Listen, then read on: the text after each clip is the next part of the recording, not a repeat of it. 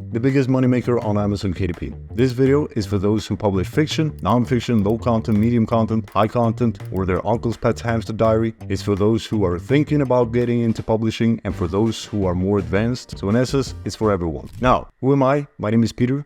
I'm 8.5 years into publishing. I've sold millions of dollars worth of books on Amazon KDP. I built a 7-figure publishing business. I published over 1,500 books, and none of these were created with AI. I've created them with professional writers and editors.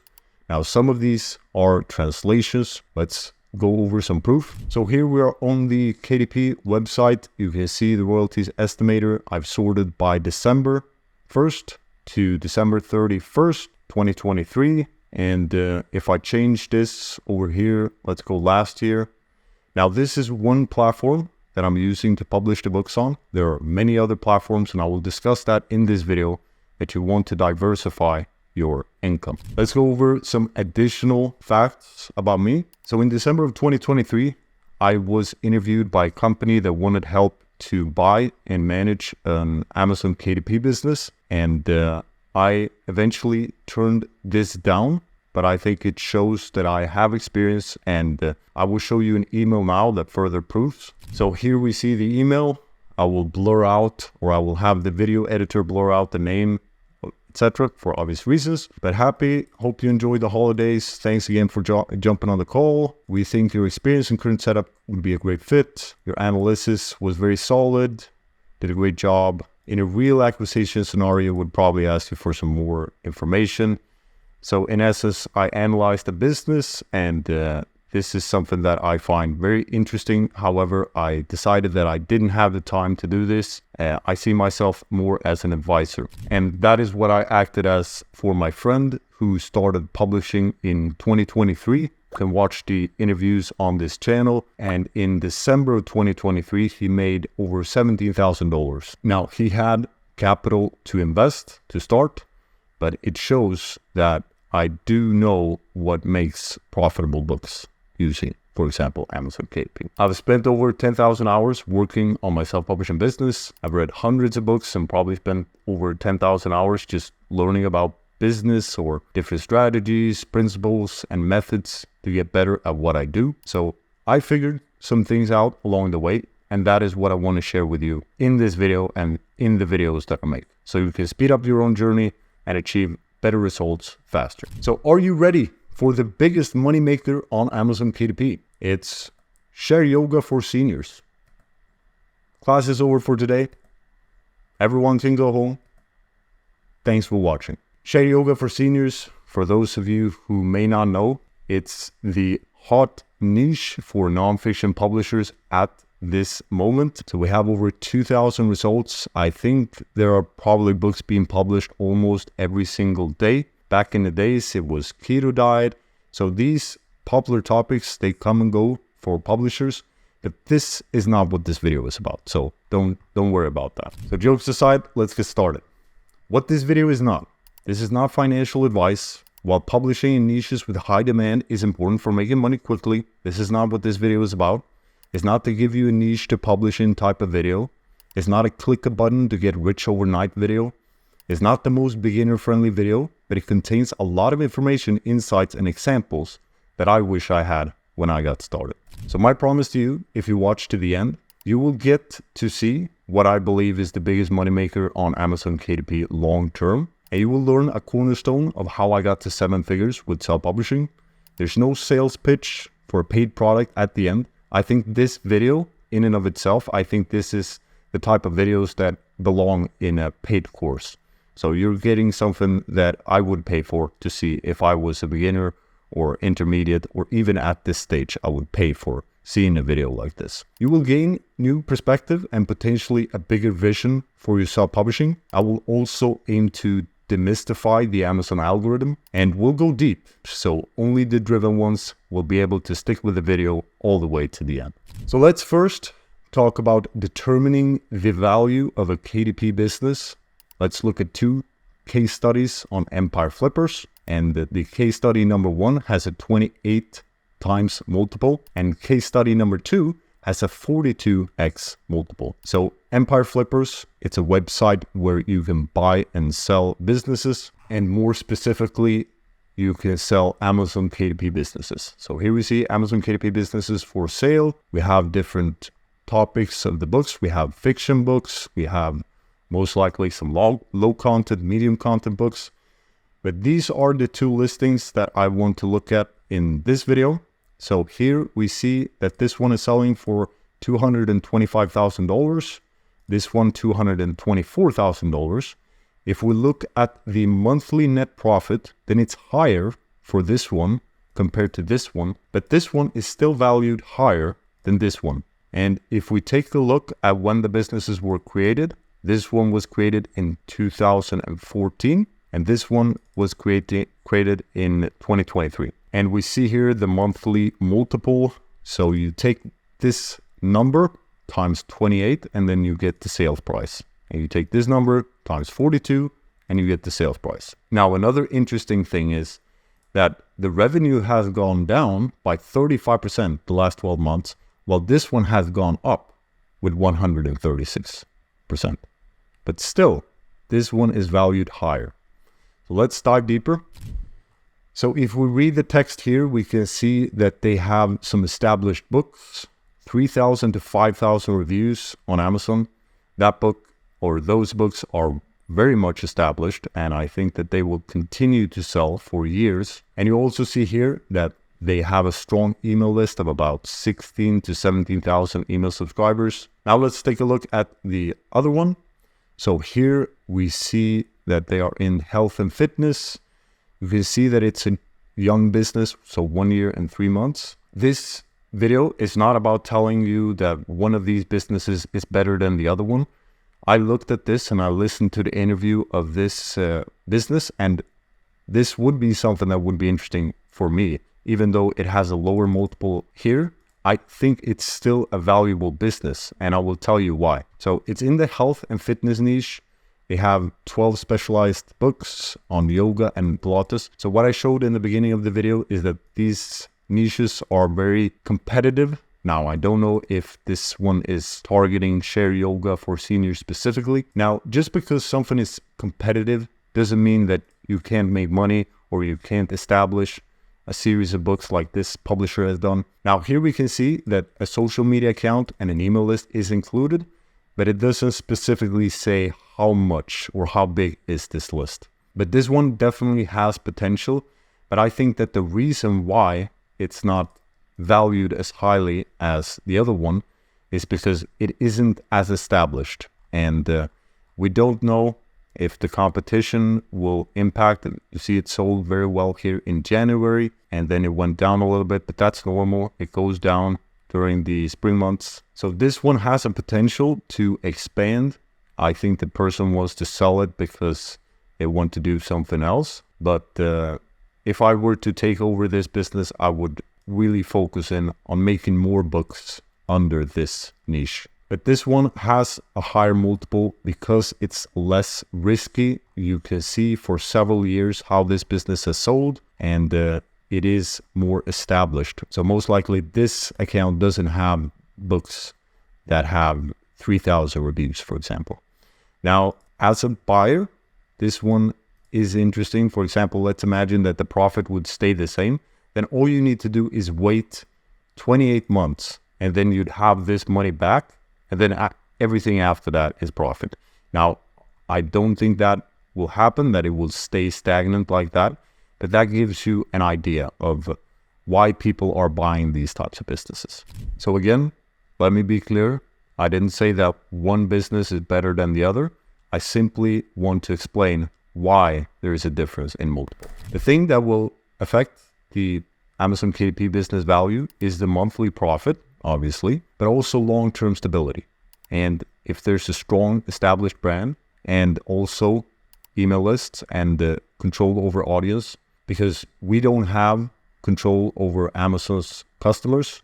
Those customers belong to Amazon. But if we have an email list, then those readers belong to us, you could say. And it's also the risk for the buyer. If it's a very established business or the books have very safe topics, then it's less risky. Now, both of these businesses, yes, one of them is a little bit more risky, primarily because of the age, but otherwise, I think both of these businesses have potential to make money for the buyer. Now, this is me looking in from the outside. To really see what's going on, I have to unlock these listings. So I can't say for sure what's going on with these businesses. So all of this is pure speculation. So is building a profitable Amazon KDP business and selling it the biggest moneymaker? It does provide a lot of income fast, but it's not the thing that will make the most money long term. So let's dive deeper. So I believe we have 4 levels of publishing. So level number 1 is when we publish in many different niches and we aim to find individual winners. So for example, many people are trying to do this with Share Yoga for Seniors. They're trying to make their book the winner, the one who takes home the majority of the sales. And they do that by aiming to be better than the other books. So for example, I think it has evolved that people are including video tutorials, links to video tutorials inside their books. And they have a 28-day plan and they have all these benefits. So that is one strategy to go in a very high demand niche and aim to be the winner. Now, level number 2 is creating a series of books that are related to each other. So for example, the best example I can bring you here is that you have a fiction series. So think, for example, Harry Potter. If you read Harry Potter number 1 and you like it, most likely you want to read Harry Potter 2, etc.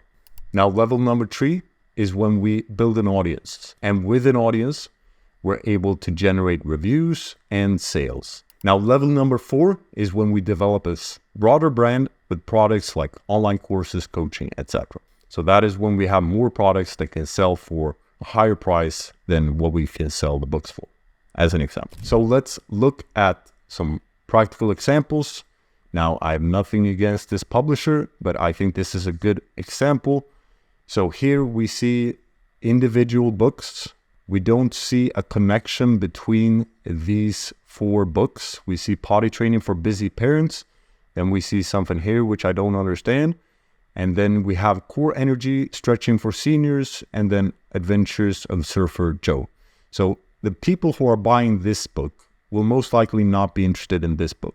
And the people who are buying this book will not be interested in any of these other books, most likely. So that is what I mean, that they are completely unrelated. And perhaps this publisher wanted to create different winners. Maybe he or she researched that these books sell very well, and they tried to create these individual winners. So this is level number 1. Let's go to level number 2. Now this one might be at level number 4. I don't know, but I will only use this author as an example. So here we are on the author page on Amazon, and we can see that they are targeting kids. So that is the common theme with all these books. And if we take here, they have built a series of books. So we can follow Dora, the character Dora here, throughout several books. And the people who are buying this book will most likely want to buy this book if they like this book, etc. So this is an example of creating a series of books. So level number 2. Now let's go over level number 3. And here we have an author who is focused on health and fitness. So we see some of the books have a lot of reviews. And if we take a look outside of Amazon, we see a social media following of 128,000 on Instagram. We also have on YouTube 116,000. So this person is able to drive traffic from his social media to his books. And furthermore, he is also doing level 4 publishing, you can say. So if we take a look here, we go to the website, we see that he has products that he sells, so online coaching. And if we take here on sale, we see different supplements that he sells as well. Let's take another example of level 4 publishing. So let's look at this brand right here. Now, if we take a look at KDP Spy here, you could argue that this is the real moneymaker on Amazon KDP. So for those of you who think this was some clickbait video, then I think this proves the point. But this is not to say that, oh, coloring books. That's where we should be. If you think that, then you've missed the entire point of this video. So that's why it's important that you stay with the video until the end, so you grasp the entire concept that I will discuss. But obviously we see here 588,000 per month according to KD Spy. Perhaps KD Spy goes a little bit high on the numbers, but we see here 58 in books in all of Amazon, 63 in books.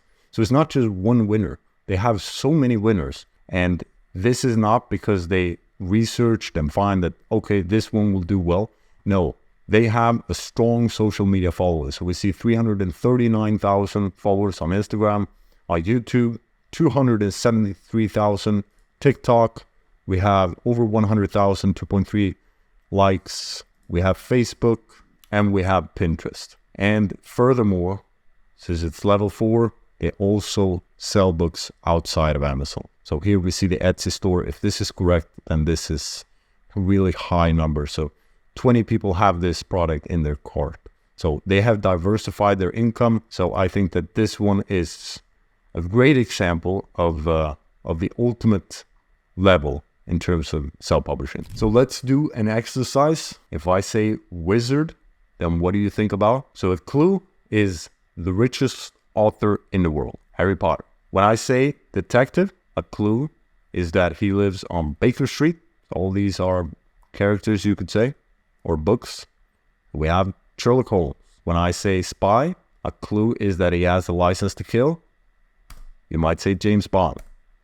When I say revenge, now the clue is it's a classic tale set in France. If you said The Count of Monte Cristo, you're correct. If I say forbidden love, and I give you the clue that it's a tragedy written by Shakespeare, you might say Romeo and Juliet. And when I say dystopia, you might say 1984, especially if you're from the older audience. But if you're from the younger audience and I say dystopian society, you might say The Hunger Games. And if I say coloring books, Coco Bio. Let's discuss the power of creating strong associations. So strong associations create easy recognition. So use well-known ideas to make your work stand out. For example, a wizard, we think about Harry Potter, or a non-fiction example, digital detox strategies linked with improving productivity. Could be a strong association. So emotional connection, tap into familiar feelings to engage readers.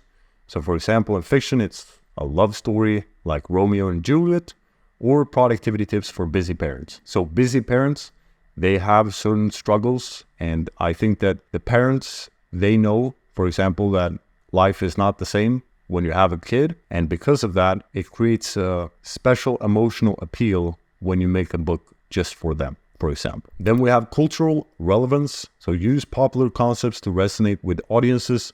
For example, dystopia like 1984, or sustainable living for eco-conscious readers. Clear context, provide quick understanding with familiar themes. So for example, dystopia society like The Hunger Games, or mindfulness activities for relaxing coloring books. Wide appeal, choose universal ideas to reach more people. So for example, revenge like The Count of Monte Cristo, or overcoming adversity for inspirational memoirs. Timeless quality, so draw on classic concepts for lasting impact. For example, a detective like Sherlock Holmes, or timeless cooking techniques. Let's go over more examples. So we already covered Michael Matthews' approach. So if we read the bio here of Michael Matthews, we can see that he's a personal trainer and he is grounding his books in science. And you may say that, okay, but that is what every personal trainer does. And believe it or not, that's not what every personal trainer does. Being a personal trainer can also be about keeping the client engaged and making sure that they're having fun, because sometimes just showing up is what will give them the most results. If they don't show up, they will not get results. But he's taken the approach that he is basing his approach in the science. Now let's take another example, someone who might have taken it to the next level. So here's an exercise scientist, and he critiques different people, and he critiques Hollywood style training, where it might be a little bit mystical. So he has taken it, I think, to the next level.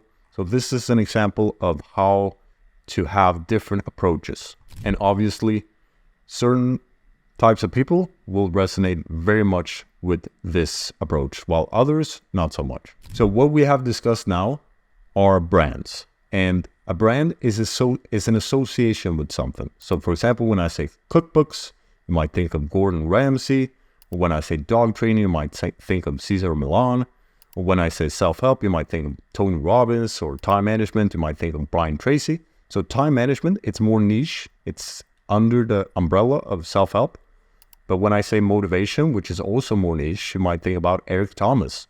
Or when I go even more niche and I say Christian motivation, you might think about T.D. Jakes or Joel Austin. So the more niche you go, different associations might come up. So an association can be, for example, with an achievement or quality. So we have Usain Bolt, the fastest man alive, Michael Phelps, the best swimmer alive, we have J.K. Rowling, the most famous and richest author alive, or a concept less easy to measure. So for example, Dry Creek Wrangler School, it's a wise old man. I will show you an example. And David Goggins, the hardest man alive. So here we see this one. He is making these videos with horses. So probably in the beginning, people were following him because of his horses. But then he makes these life lesson videos. So for example, regrets, you can't change them, man or beast. So you see, this is very much related to wisdom. And then we have David Goggins, hardest man alive, toughest man alive. This is what he says himself that he believes he is. And if that's true or not, he doesn't care, because that is what he believes himself. And you can see that other people have caught up on this as well. An association will mean different things for different people. So it depends on if you're inside or outside. So us versus them, that's a marketing tactic that a lot of people use. But in essence, if you think about tribes, the inside of the tribe will think certain things, while the outside of the tribe will think other things. So to some, David Goggins is the hardest man alive, but to others, he's a lunatic who should take care of his body better. And in my own life, for example, associations that people make of me for my friends, when he presents me to people who are not into self-publishing, he says that I'm the man with the books. And for you, if it's your first time watching me, I might be the man with 1,500 books or millions of sales on Amazon KDP. And to my writers, I am the man or the unpleasant man that has high standards, etc. So depending on the context and depending on the people, there will be different associations. So for example, Harry Potter fans, they might not think that J.K. Rowling is the richest and most famous author alive. That's not the first thing they think about. Rather, she's childhood memories. So what truly matters is what our tribe thinks. An association can also be made with professions. So for example, the best plumber, most famous handyman, top home inspector, etc. Or we can go more niche. So for example, leading ethical hacker, top virtual reality designer, best sustainable architect, renowned wildlife photographer, etc. So having a book can be a great way to position yourself as the expert. Let's take an example here. We have this person, and he's an attorney, and he's written a book called The Game-Changing Attorney: How to Land the Best Cases, Stand Out from Your Competition, and Become the Obvious Choice in Your Market.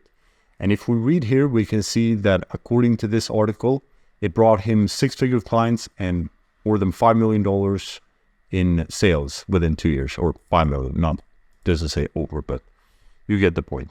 Now, an association can also be made with ways of living. So for example, living off the grid, or a minimalistic lifestyle, or zero waste living.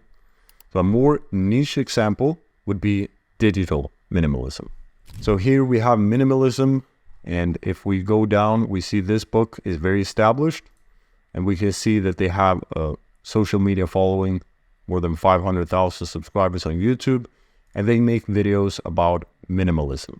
Now, if we go more niche, we see Digital Minimalism is a book that did very well. And this person, Cal Newport, he's an authority in deep work.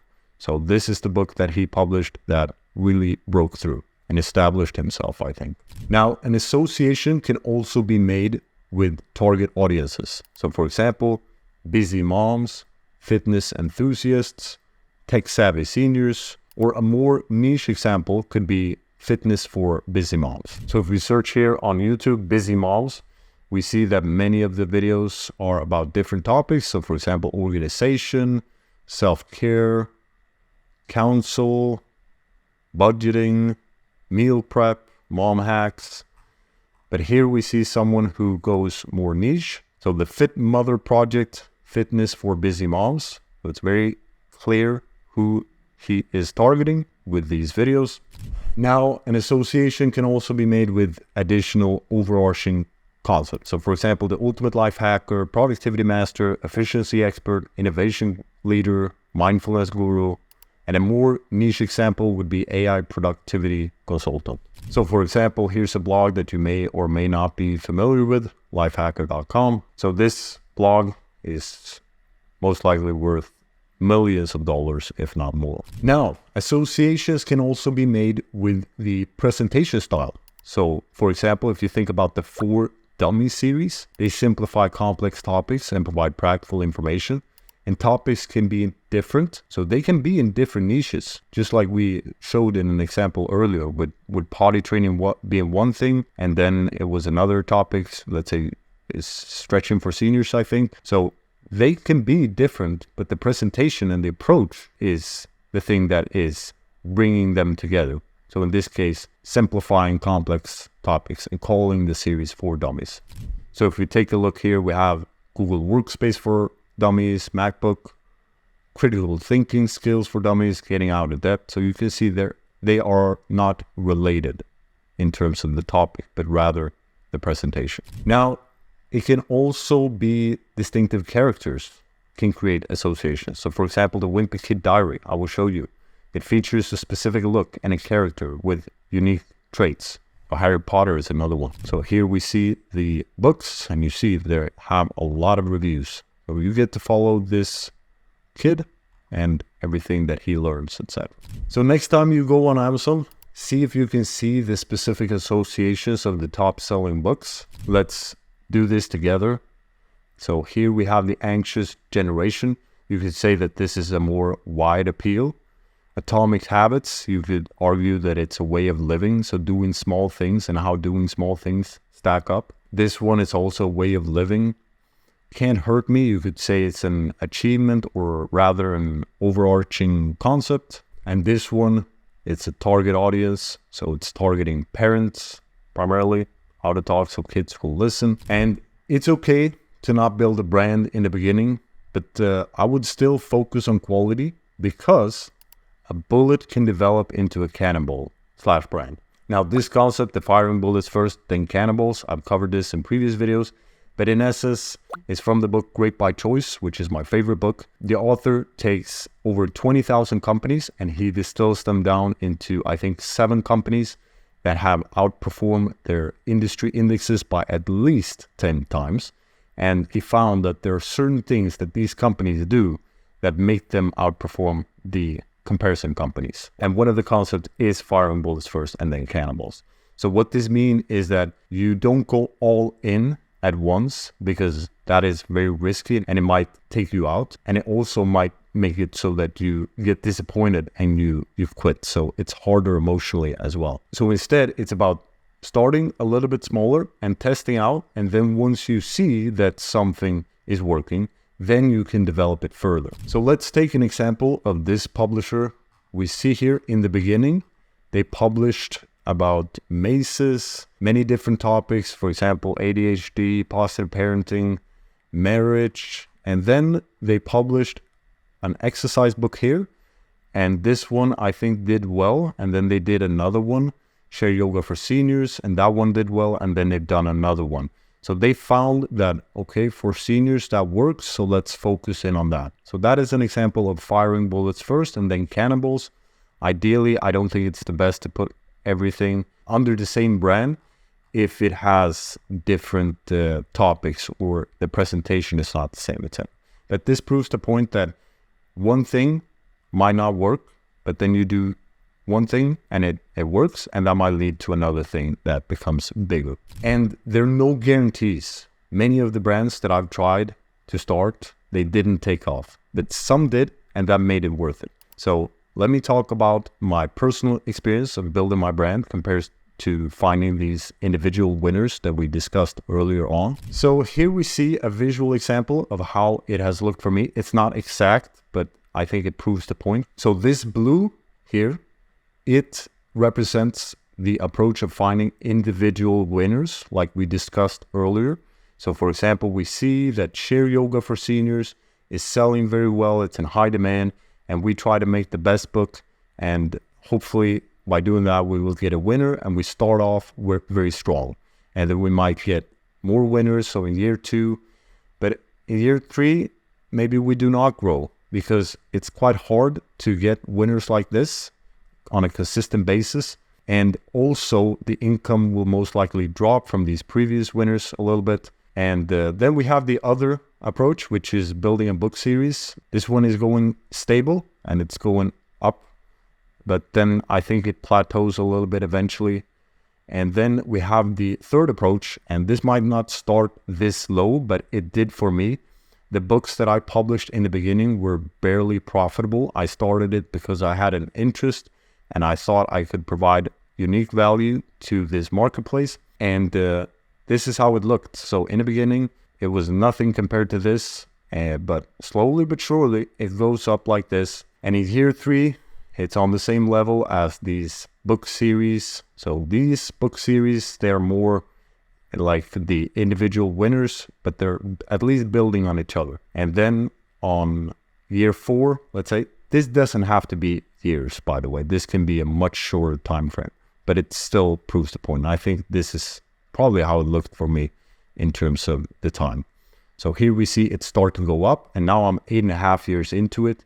So it's way up here compared to these individual winners. So that is an example that hopefully makes you understand the power of having a brand and building something that can compound a snowball on itself. So imagine rolling a snowball. In the beginning, it's very small, it's slow, but then with time, and as you roll it more and more and more, it gets bigger, and the bigger it gets, the more snow attached to it, etc. Let's talk about how to enjoy the publishing process. Why is this relevant? Well, as an example, I think this is true, and if it's not, correct me, but I found it on several sources. So 99% of Warren Buffett's net worth was accumulated after he was 65 years old. So Buffett's biggest advantage in investing is time. And big things usually take time to build, and enjoying the process will make it easier for you to stick with it in the long run. And publish books on topics that you care about, because when you care about the topic, you will put more effort into it. And I think that will show in the result. So aim to think if there's a way that you can leverage existing experience to create something unique or something of exceptional quality. Let's demystify the Amazon algorithm. This is a topic that I think a lot of people are interested in, including myself. I want to know, how do these algorithms work? And one question I had in the beginning when I started making these YouTube videos was, why am I not getting the views that I think I deserve? And I thought that the algorithm must not favor my channel. Then I heard something that made me change my mindset. So exchange the word algorithm with audience. So for example, maybe the structures of the videos, I didn't give people a reason to listen to me. So now, if you remember how I started this video, I started it with proof. Because if I think about how I watch the videos, then one of the first things that I think about is, why should I listen to you? So by showing proof, you're able to create a reason for people to follow you, for example, or to buy your books. If you have proof, that is. But otherwise, you can still make something valuable. For example, a lot of YouTubers, they are documenting their journey, and that is also something that people very much appreciate. So the harsh truth is that the viewers didn't care much about the video titles that I was posting or the way I structured the videos. And when I realized this, things started to go better, and it makes sense that Amazon works the same way. So products that not only get a high click-through rate and conversion rate, but also great reviews are favored by the Amazon algorithm because they are favored by the readers. So focus on solving for creating a great book that people want instead of hacks to get visibility for your book. So as of the recording of this video, we're in 2024. So if you think back in history, so for example, when people were trying to rank their website in 2008, for example, they were using these backlinks, strategies, etc., and hacks. But with time, these algorithms, they evolved. and they optimize for what is best for the reader or customer, because they know that that is what will make them the most money in the long run, is taking care of their customers in the best possible way. And if you read the books related to Amazon, you will discover that they have a very long-term mindset. So that is why I think that aligning what Amazon wants is one of the most powerful things we can do as publishers on Amazon KDP. Now, still focus on marketing and everything that involves. So for example, we're getting reviews and running Amazon ads. So it's not either or, it's both. Are you ready to dive even deeper? Let the lower level publishers go search for the next hot video. Stay with me, driven one. So this video took over 10 hours to create, believe it or not. And most of the work is obviously done in the preparation of this video. Now, despite the time that it took me to prepare for this video, it didn't drain my energy. And I've slept less than usual when I'm recording this video and when I prepared for this video. But I feel and have felt energized throughout the entire process of making this video. And effort is required, but it feels effortless because it's like I'm talking to myself. And we probably think more alike than you think if you're watching this video. So, for example, you're most likely attracted to the idea of freedom. You're tired of relying solely on Amazon. You have a fear of account suspension, perhaps. And you're fascinated by the idea of bigger passion-fueled projects. And how do I know this? Because this is the type of video that I would watch, and these are the things that I'm interested in. So, for example, freedom, that was what got me attracted to self-publishing in the beginning. And at one point, my account was wrongfully terminated on Amazon KDP. I was able to get it back, but that shows that I've been through the fear, I've lived it. And I'm also fascinated by the idea of building something bigger and something with pure passion behind it. So my question to you is, what can you create that almost feels effortless to create? Now we'll go really deep. So finding your life's purpose. Ideas from the book Mastery by Robert Greene. So one of the concepts that he talks about is self-reflection. So think about early influences, reflect on your childhood interests and activities that captivated you. These early inclinations can provide valuable insights into your natural talents and passions. So for example, when I think back at when I was a kid, I very much liked games where you could level up, and that was more related to strategy. And next one, core passions. Identify activities that you're deeply passionate about, regardless of societal, familial expectations. What activities do you lose track of time of doing? What topics do you find yourself constantly drawn to? So in making this video, I lost track of time. Yesterday, it felt like the day went like it was 30 minutes. And that is because I was very passionate when I was creating this video, or the structure of this video, etc., and what to talk about, because it is related to strategy, which I think is one thing that I'm passionate about. Recognizing patterns is the next thing. So consistent themes. Look for reoccurring themes in your life experiences. What subjects or activities have consistently attracted your attention over the years? So again, I will bring up examples from my own life because that's the only thing I can do right now. And I see that strategy and building something long-term, that has always been something that I'm interested in. And I think that I've thought about things in a very logical way, and I've been able to predict what will happen based on certain patterns that I've seen previously. And it's been very fascinating. So I think I have a good intuition, but it's based on logic. And of course, there's probably some emotion there. But if we go at my strengths and weaknesses, I think my strength is my logical thinking and the way I'm able to see patterns, what works and what doesn't, etc. But my weakness may be a little bit emotions. So for example, I've had people complain that I'm not empathic enough. For example, if they're talking about a problem that they're going through, etc. I'm more about how can we solve this? What steps can we take to overcome this? So that is something that might be a weakness. So think about your own strengths and weaknesses. See if you can find patterns. Listening to your inner voice. Intuitive guidance. Pay attention to your gut feelings and instincts. Often, your intuition can guide you towards your true calling, even if it defies logic or conventional wisdom. So for me, I had a gut feeling that this is the video that I wanted to make.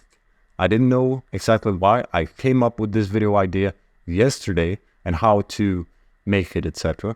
I don't have much else than it's an intuitive feeling that this is what I want to talk about. So for example, in making this video, I didn't go watch other videos and try to take things from their video. No, I went intuitively with what would I tell myself? How would I guide myself?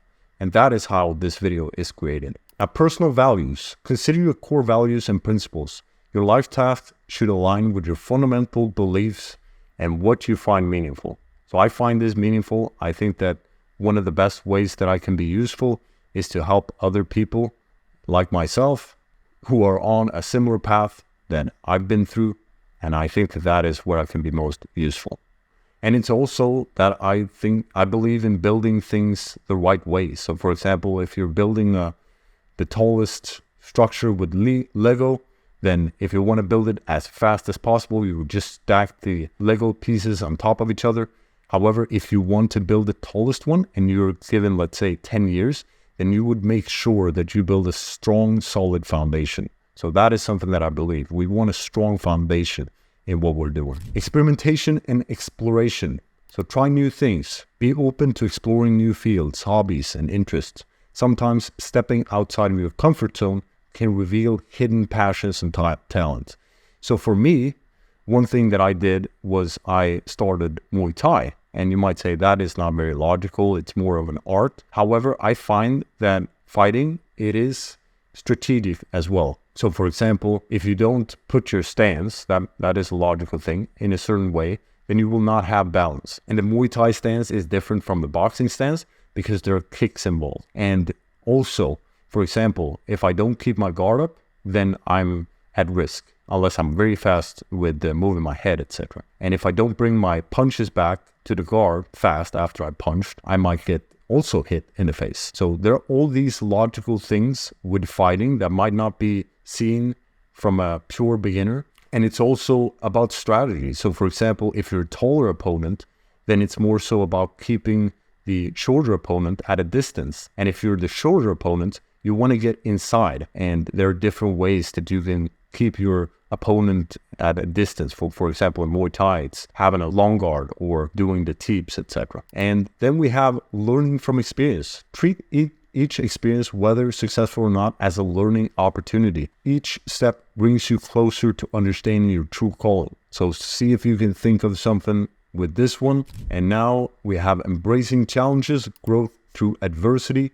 Embrace challenges and setbacks as opportunities for growth. Overcoming difficulties often clarifies your priorities and strengthens your resolve. So this was when I went through the wrongful termination in 2022. I realized that productive paranoia, which is another concept from the book Great by Choice, is very important. And we want to think about everything that we're doing.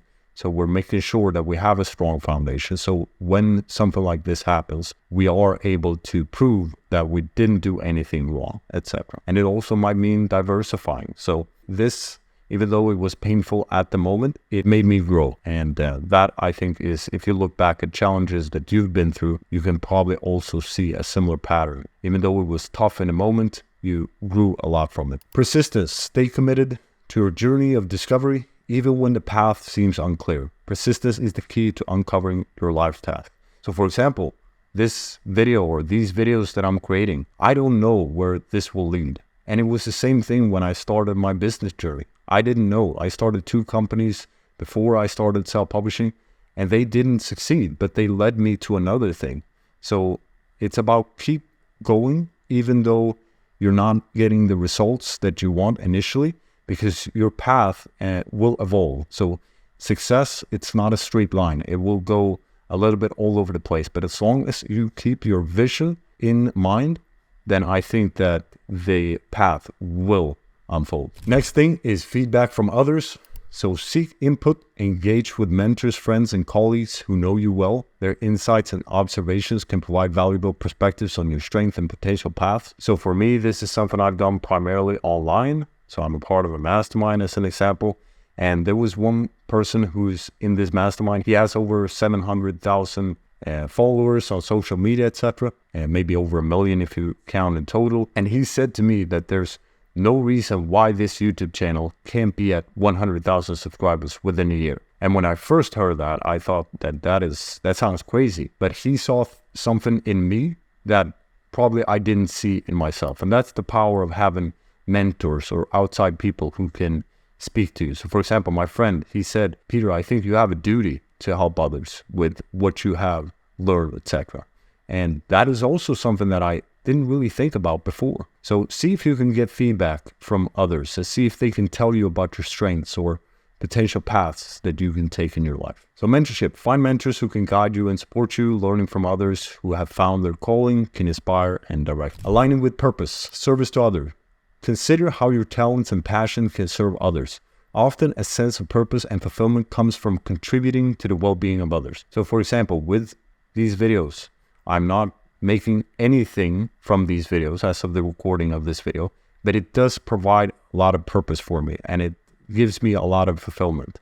So because I believe, and I've seen from the comments of these videos, which I very much appreciate, that they are very helpful. So that is something that fulfills me. Even though it doesn't fill my bank account at this moment, it's not the purpose. So the purpose is to find fulfillment and purpose in what I'm doing. And long-term vision. Think about your long-term goals and aspirations. Your life's tasks should give you a sense of direction and purpose, guiding your decisions and actions. So think about this. I think in the book Mastery, he talks about that you don't want to take a job just for the sake of the salary. If there's a learning experience, then that might be more valuable, especially in the long run. So working for a mentor or working for someone who's at the level that you want to get to, that might be a more powerful path to do for a couple of years, because you're working as an apprenticeship under this master and perhaps you're not getting paid much at all, or if nothing. But the things that you will learn will probably end up making you a lot more in the long run. So that is an example of long-term thinking. So let's talk about creating something big. So reflect on what we've talked about to discover your unique gifts. And staying in the game increases the chances of you making something big. So aim for long-term fulfillment and success on Amazon KDP. Balance passion projects with money-making efforts, because over time, your passion-fueled projects may take over, just like they did for me. So my main brand, as I discussed previously, it was barely profitable in the beginning. Now it's the majority of the income because of the audience and the reputation built up. And my plan is to focus on this for 80% in 2025. So that will be the majority of my focus. I have other brands as well, which I will maintain, but my main focus will be on this one. The thing that I believe will make you the most money is you and the unique books and brands you're able to create. Now imagine if someone takes this out of context and they say, oh, look at how basic this is. But hopefully if you watch the entire video, you now understand what goes behind this. So learn to work harder on yourself than you do on your job. If you work hard on your job, you'll make a living. If you work hard on yourself, you can make a fortune. So this is a quote by Jim Rohn, and I believe in this quote myself. Why am I making these videos? So like I said, I was encouraged by a friend to help others. I believe that the content can make a positive impact. I have a commitment to make 100 videos. So sometimes it can be good to make a commitment, not just to yourself, but to others, so that you're able to evaluate, okay, because after 10 videos, I will not be able to gauge whether or not this is working or if certain things are connecting or clicking with other people, etc. But when I start to make 30 videos, that's when I see, okay, this is what people appreciate, this is what's working, etc. And then after 100 videos, who knows, maybe I'll go back into the dark. So I view myself as the man who worked in silence, who was working in the dark, and then I stepped forward into the light to share what I've learned. But maybe after these 100 videos, I will go back into the dark. So it all depends on what happens. So of course, if I find fulfillment with it, I'll probably continue. But your support through likes and comments, it keeps me going. So if you want to, hit the like button. It doesn't cost you anything, but it does help me, and it helps the YouTube algorithm, like you never heard that before. You can't connect the dots looking forward. You can only connect them looking backwards. So you have to trust that the dots will somehow connect in your future. You have to trust in something, your gut, destiny, life, karma, whatever. This approach has never let me down, and it's made all the difference in my life. So this is a quote by Steve Jobs, and this has been the story of my life, basically. So I didn't know how things will end up, but I just followed my gut instinct, and that has led me to this pretty much. So what we've covered in this video, we have talked about the 4 levels of publishing strategies. We have talked about that a brand is about associations. This could include quality, reliability, emotion, identity, and values, and different target audiences, and how the presentation of your book can play a big role in your brand association. And we've talked about several practical examples of successful brands on and off Amazon. And we have demystified the Amazon algorithm. And we've talked about finding your life's purpose. And we've talked about one of the main determining factors that will lead you to creating something big, which was time, and how to stay with something, which is about making it enjoyable. We also talked about that you may not always see the entire path right away, and that things can evolve into what you were supposed to create. So my final thoughts is that my hope is that at least one of these perspectives hit home for you and opened your perspective and gave you a bigger vision for your self-publishing. If you were looking for something super practical, this might not have been the best video for that. But for those of you who want something that's practical, then that can make quite a lot of money quicker, then consider creating and selling a profitable Amazon KDP business. That is an option to consider. But for those that think a little bigger and more long-term, I say build a brand and let the world see your greatness. Comment the word driven if you made it to the end, because it lets me know that you're different and you stick with the video all the way to the end. And as you may or may not know, I have a free community on school if you want to join. I have more educational videos there about self-publishing, and you can also connect with other publishers or self-publishers who are on a similar journey as you. And you can ask for help from them, and you can help others, etc. So that can be something that can be powerful. Thanks for watching. I'm wishing you all the best. I hope we get to connect one day. See you in the next video.